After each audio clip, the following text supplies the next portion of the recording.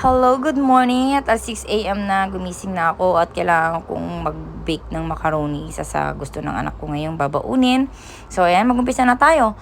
At tayo ay magpapakulo ng tubig sa ating pong kaserola. Naglagay ako ng asin, naglagay ako ng olive oil para hindi magdikit-dikit kasi hindi ko na siya huhugasan. Mas masarap yung pasta na hindi hinuhugasan.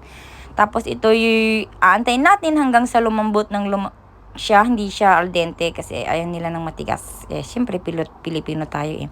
Habang inaantay kong lumambot, ayan, chinap-chop ko na, mininis ko yung ating carrots, yung ating sili, yung ating bawang, yung sibuyas, hindi ko siya mininis. Hiniwa ko para naman may manguya sila.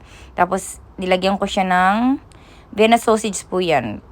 Hindi muna ako naglagay nung, tawag yung tender juicy hotdog. Kasi malayo yung tindahan. Pero okay na rin yan. Mas masarap ng lasa niyan eh. Kahit nga anong sausage pwede.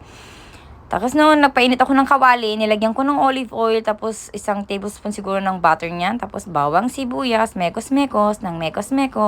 Hanggang sa lumabas yung aroma at mag-brown yung bawang. Nilagay ko yung Vienna sausage.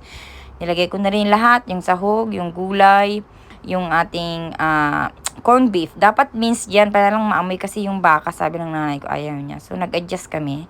Tapos, nilagyan ko ng reno, kalahati lang nung maliit na can.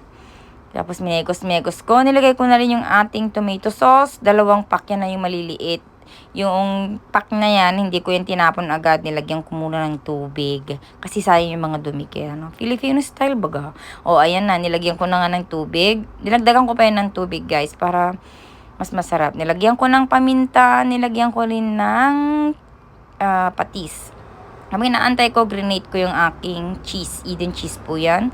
Para madaling matunan. Nilagyan ko ng kaunti yung sauce para mas masarap. Saka ko nilagay yung ating pasta. Hinalo-halo ko hanggang sa maging okay na. Nilagay ko sa ating lanera. 3 lanera, 2 maliliit at isang medyo mahaba.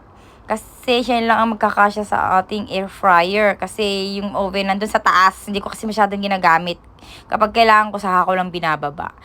Katapos, gagawin na natin yung ating bechamel, yung last part. Lalagay natin yung butter sa mainit na kawali. Kailangan siya, low fire, para hindi masunog. Nilagyan ko ng 1 tablespoon na flour para pampalapot mamaya. Yan, nalo ko siya. Tapos ilalagay na natin yung evap. Pwede kahit anong gatas, fresh milk, skim milk, whatsoever, basta gatas. Slowly, para hindi magbuo-buo yung ating flour hanggang sa matunaw lahat. Tapos ilalagay ko naglagay ako ng tubig na kaunti. Tapos ilalagay ko yung cheese na grenade ko kanina. Hanggang sa matuna, tapos inilagay ko na siya sa ibabaw ng ating